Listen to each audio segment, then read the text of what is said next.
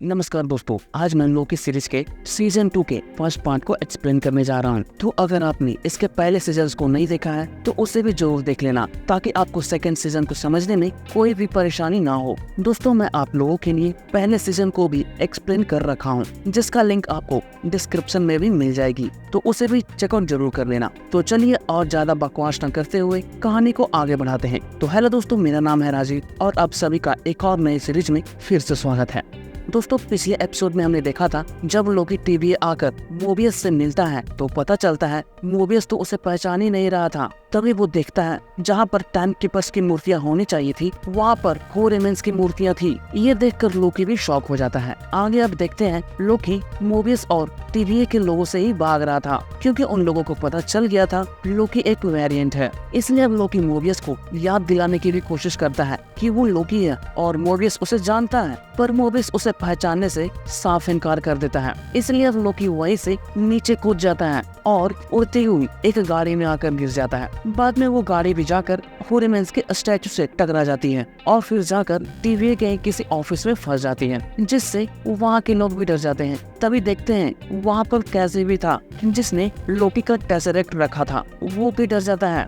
बाद में लोकी जैसे ही कार से बाहर आता है, कार वहाँ से भी नीचे गिर जाती है। साथ ही ऑफिस के अंदर लगा हुआ एक टीवी भी वहीं पर गिर जाती है, जिससे वहाँ के फ्लोर में दरारें आ जाती हैं। इसके बाद जब लोकी कैसे को देखता है तो लोकी उसे भी खुद को पहचानने के लिए बोलता है, पर कैसे भी उसे पहचानने से इनकार कर देता है और हंटर्स को वहाँ पर बुलाने लगता है। लेकिन तभी लोकी वहाँ से अचानक से गायब होकर किसी और जगह पर पहुँच जाता है, जहाँ पर फिर से वो कैसे को देखता है, पर इस बार कैसी लोकी को पहचान रहा था। ये देखकर तो लोकी को भी समझ नहीं आ रहा था ये हो क्या रहा है, क्योंकि एक सेकंड पहले तो कैसे उसे पहचान भी नहीं रहा था। तभी लोकी की नजर वहाँ के फ्लोर पर बने क्रैक पर जाती है, जो लोकी से ही टूट गई थी। जब लोकी उसके बारे में कैसे से पूछता है तो पता चलता है वो क्रैक बहुत ही पहले से ही थी। ये सुनकर लोकी की समझ जाता है इससे पहले वो जहाँ था वो पास्ट में था। इसलिए अब लोकी कैसे से ही B-15 और मोबियस के बारे में पूछता है, तो कैसे भी लोकी को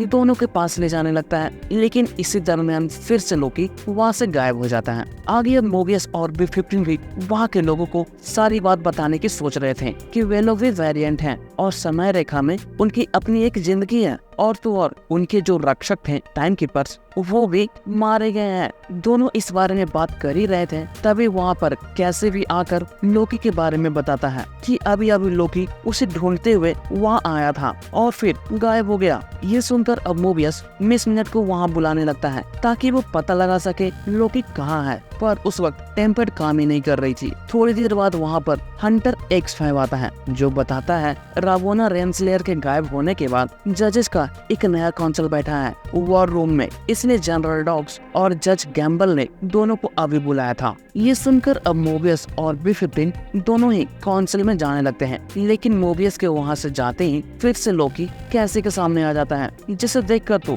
कैसी फिर से डर जाता है। इसके बाद लोकी फिर से कैसे से ही मोबियस के बारे में पूछता है तो पता चलता है दोनों अभी अभी वॉर रूम की तरफ गए हैं। इसलिए अब लोकी उसी तरफ जाने लगता है। बाद में लोकी जैसे ही मोबियस के पास पहुंचकर बुलाने लगता है वो फिर से गायब हो जाता है और पास्ट में चला जाता है। इसलिए अब लोकी अकेले ही वॉर रूम में चला जाता है। तभी वो सामने होरेमेंस की मूर्तियां भी बना हुआ देखता है, जहाँ इस वक्त फ्यूचर में टाइम कीपर्स की मूर्तियां बनी हुई थी। बाद में वहाँ पर लोकी को कुछ रिकॉर्डिंग्स भी सुनाई देने लगते हैं, तो लोकी फिर से उसे रिवाइंड कर सुनने लगता है। तभी उसे पता चलता है उसमें रावोना और होरेमेंस बात कर रहे थे और होरेमेंस रावोना से बहुत ही खुश हो रहे थे, क्योंकि उसने होरेमेंस के लिए कुछ बहुत ही बड़ा काम कर दिया था। इधर जब मोबियस और B-15 वॉर रूम में आते हैं तो जजेस भी पूछने लगते हैं कि उन लोगों ने शाखाओं को मिटाने से क्यों रोक लगा दी थी। तो B-15 उन्हें भी बताने लगती है उन शाखाओं से बहुत सारी जिंदगियां जुड़ी हैं, अगर वो शाखाओं को मिटा देती है तो बहुत सारी जानें चली जाएगी।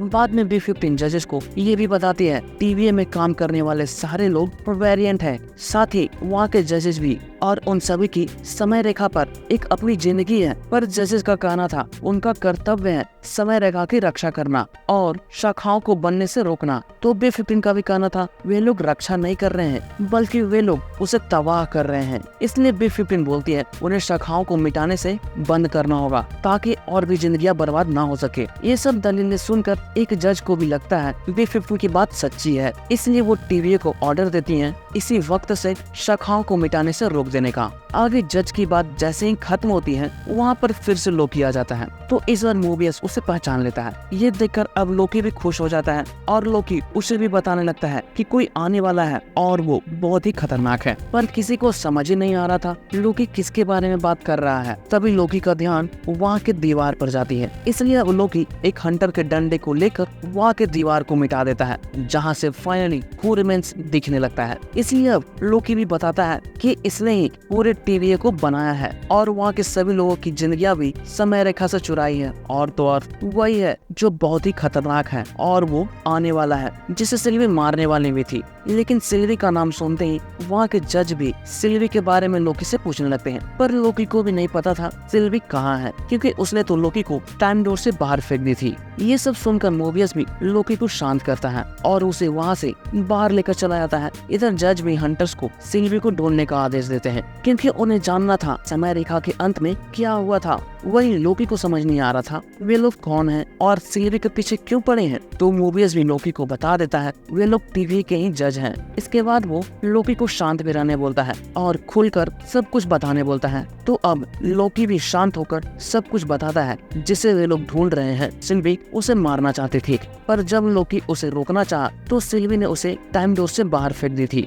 इसलिए अब लोकी का कहना था ब्रह्मांड में अब जंग छिड़ने वाली है क्योंकि हू रिमेन्स जितने भी चीजें कर रहा था शाखाओं को मिटाना, समय रेखा को बचाना, वो सब कुछ अपने रूपों को रोकने के लिए कर रहा था। पर मोबियस बोलता है अगर ऐसा है तो उसे कोई भी बात याद क्यों नहीं है। तो मोबियस को पता चलता है उसकी यादें मिटाई गई हैं, वो भी एक बार नहीं कई बार यादें मिटाई गई हैं। जिसके बाद अब मोबियस पूछता है आखिर वो उस कमरे में कैसे आ गया था और कहां से आया था। तो पता चलता है लोकी TVA के पास्ट से आया था और इससे पहले लोकी वही था। पर मोबियस को इस बात पर भी विश्वास नहीं होती। लेकिन तभी फिर से लोकी वहाँ से गायब होकर फिर से वापस आ जाता है। ये देखकर अब मोबियस को भी विश्वास हो जाता है कि लोकी सही बोल रहा था। इसलिए अब वो लोकी की मदद करने के लिए मिस मिनट को बुलाने लगता है। पर लोकी उसे भी बुलाने से मना कर देता है ये बोलकर कि वो भरोसे के लायक नहीं है क्योंकि वो भी शून्य में ही थी हू रिमेन्स के साथ। इसलिए अब मोबियस लोकी को रिपेयर एंड एडवांस डिपार्टमेंट में ले जाने लगता है ताकि मोबियस लोकी को ऐसे बार बार गायब होने से रोक सके। बाद में वे दोनों रिपेयर एंड एडवांस डिपार्टमेंट में भी आते हैं जिसे शॉर्ट में RNA भी बोला जाता है। यहाँ आने के बाद दोनों की मुलाकात औरोबोरस से होती है। पर कमाल की बात ये थी कि मोबियस भी औरोबोरस का नाम नहीं जानता था और न ही आखिरी बार दोनों कब मिले थे ये भी। तो औरोबोरस भी बताता है दोनों आखिरी बार 400 साल पहले मिले थे और मोबियस उसे प्यार से ओबी बुलाता था। वही ओबी को ये सारी बात इसलिए याद थी क्योंकि आखिरी बार 400 साल पहले मोबियस ही उससे मिला था, तब से अभी तक वहाँ पर कोई नहीं आया था। इसके बाद मोबियस ओबी को लोकी के बारे में भी बताता है और तभी फिर से लोकी ओबी के सामने ही फिर से गायब हो जाता है। ये देखकर तो ओबी भी समझ जाता है कि लोकी के साथ टाइम स्लिपिंग हो रही है, पर उसे विश्वास नहीं होता क्योंकि TVA में टाइम स्लिपिंग होना पॉसिबल नहीं था। इधर लोकी स्लिप होकर पास्ट वाले ओबी के पास चला जाता है और वहाँ पर अपनी पहचान कराता है कि लोकी ओबी के फ्यूचर से आया है, जहाँ ओबी उसे जानता है। बाद में लोकी अपनी प्रॉब्लम भी ओबी से शेयर करता है कि वो TVA के काल में खींचा जा रहा है। पर पास्ट वाला ओबी भी लोकी की बात मानने से इनकार कर देता है क्योंकि उसे भी लग रहा था TVA में टाइम स्लिपिंग पॉसिबल नहीं है। तो लोकी बताता है अभी तो उसके सामने ही टाइम स्लिपिंग हुई है, इसलिए अब लोकी इसे रोकने का कोई उपाय बताने बोलता है। पर ओबी लोकी की बात मानने को तैयार ही नहीं था, इसलिए अब लोकी ओबी को मान लेने बोलता है कि अगर टाइम स्लिपिंग होता तो उसका क्या इलाज हो सकता था। तो ओबी भी बताता है लोकी जिस काल में रहना चाहता है वहाँ उसे जरूरत पड़ने वाली थी टेम्परल ऑरा एक्सट्रैक्टर एक्सट्रैक्टर की। तो लोकी उसे कैसे बनाते हैं ये बताने के लिए पूछने लगता है, इसलिए अब ओबी उसे बनाकर भी दिखा देता है। ये देखकर अब लोकी भी उस चीज को उसके दोस्त मोबियस के आने तक संभाल कर रखने बोलता है। वही फ्यूचर में जब ओबी टाइम स्लिपिंग के बारे में मोबियस को बता रहा था, तभी उसे याद आता है एक बार मोबियस का दोस्त लोकी टाइम स्लिपिंग का कंप्लेन करने आया था, तभी उसने टाइम स्लिपिंग देखी थी। ये सुनकर मोबियस भी समझ जाता है लोकी इस वक्त ओबी से पास्ट में बात कर रहा है, इसलिए ओबी को रुक रुक कर सारी बातें याद आ रही थी। तभी ओबी को ये भी बात याद आती है कि उसके पास टेम्पोरल ऑरा एक्सट्रैक्टर भी है, जिससे टाइम स्लिपिंग को रोका जा सकता है। इसलिए अब ओबी उसे निकाल कर मोबियस को दे देता है। इसके बाद ओबी बताता है उसे इस्तेमाल करने के लिए उन्हें टेम्पोरल रूम में जाना होगा, ताकि एक्सट्रैक्टर लोकी को समय की धारा से खींचकर निकाल सके।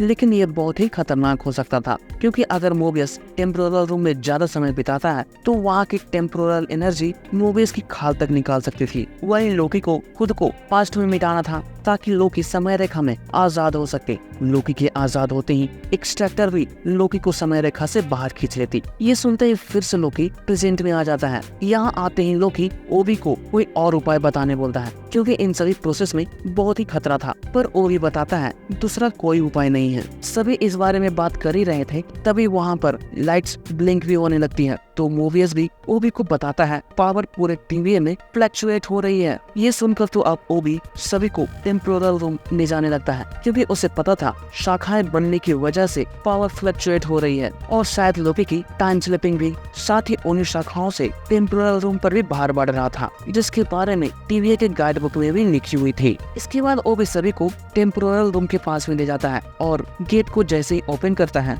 वहाँ पर बहुत ही तेज रोशनी आने लगती है। बाद में ओबी सभी को बताता है वो टेम्पोरल रूम टीवी की धड़कन है, जहाँ पर समय रेखा के अलग अलग रेखाओं को एक ही रेखा में पिरोया जाता है। पर अभी एक साथ बहुत सारी शाखाएं बन रही थी, जिस वजह से टेम्पोरल रूम पर बाहर भी बढ़ता जा रहा था। इसलिए अब लोकी उसे रोकने का कोई उपाय बताने बोलता है, तो पता चलता है उन्हें रोकने के लिए एक्स्ट्रा शाखाओं को मिटाना होगा। पर बी-15 ऐसा करने से मना कर देती है, क्योंकि अगर शाखाओं को मिटाया गया तो अनगिनत लोगों की जान चली जा सकती थी, इसलिए वे लोग ऐसा नहीं कर सकते थे। तो अब लास्ट ऑप्शन था टीवी की सुरक्षा के लिए ब्लास्ट डोर को बंद करना और टेम्पोरल रूम को पूरी तरह से मॉडिफाइड करना। लेकिन प्रॉब्लम ये थी कि अगर एक बार दरवाजा बंद हो गया तो वे लोग लोकी को वापस नहीं ला सकते थे, इसलिए उन्हें जो भी करना था अभी करना था। बाद में ओबी लोकी को एक टाइमर भी देता है, जिसमें ग्रीन सिग्नल होते ही लोकी को पास्ट में खुद को मिटाना था, ताकि एक्सट्रैक्टर उसे समय के बहाव से निकाल सके। अगर लोकी ऐसा करने में देर कर देता है तो वो वहीं पर खो भी जाएगा, और साथ ही मोबियस भी अपनी स्किन खो देगा। इसलिए अब ओबी लोकी को वहाँ से जाने बोलता है, क्योंकि उनके पास सिर्फ 5 ही मिनट थे।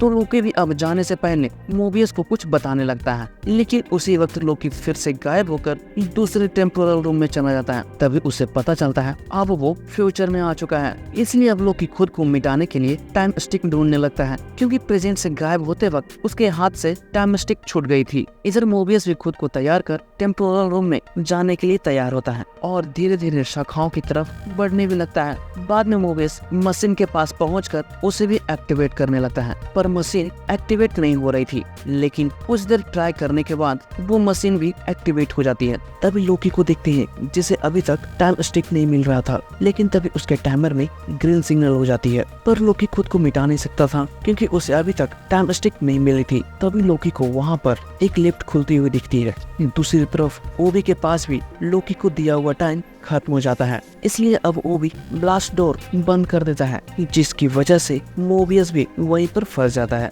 और रेडिएशन की वजह से लोकी का सूट भी धीरे धीरे पिघलना शुरू हो जाता है। इधर जैसे ही लिफ्ट खुलती है लोकी शेल्वी को देखता है, लेकिन तभी पीछे से कोई आकर लोकी को मिटा देता है, जिसकी बात तो लोकी उड़ता हुआ वापस टेम्पोरल रूम में आ जाता है, और मोबियस को भी साथ में लेकर दरवाजा बंद होने से पहले ही अंदर भी आ जाता है। इसके बाद अब लोकी मोबियस को सिल्वी को जल्दी से जल्दी ढूंढने बोलता है। तभी देखते हैं जब हंटर बी-15 जजेस को सिल्वी को ढूंढने से रोकने के लिए ये आती है तो देखती है बहुत सारे हंटर्स सिल्वी को ढूंढने जा रहे थे, वो भी बहुत सारे हथियारों के साथ। ये देखकर तो B-52 समझ नहीं पाती सिल्वी को पकड़ने के लिए इतना सब कुछ, और फिर इसी के साथ ये चैप्टर भी खत्म हो जाती है। आगे लास्ट क्रेडिट सीन में देखते हैं सिल्वी 1982 में वापस आकर किसी रेस्टोरेंट में जाती है और वहाँ पर जितनी भी खाने पीने की चीजें थी उसका ऑर्डर कर देती है। तो दोस्तों उम्मीद करता हूँ एक्सप्लेनेशन आपको पसंद आई होगी। वैसे दोस्तों आपको क्या लगता है, क्या टीवीए में जजेस के लोग इतना तामझाम करके सिर्फ सिल्वी को पकड़ने जा रहे थे या फिर वजह कुछ और ही थी? वहीं अब सिल्वी कहाँ घूम रही थी, क्या वो इस बार टीवीए वालों से पकड़ी जाएगी या नहीं? दोस्तों ये तो पता चलेगा हमें अगले एपिसोड में। तो दोस्तों अगर आप आगे के एपिसोड्स देखना चाहते हैं तो चैनल को सब्सक्राइब भी जरूर कर देना ताकि इसके आगे के एपिसोड्स आपसे मिस ना हो। मिलते हैं नए एपिसोड के साथ। जय हिंद।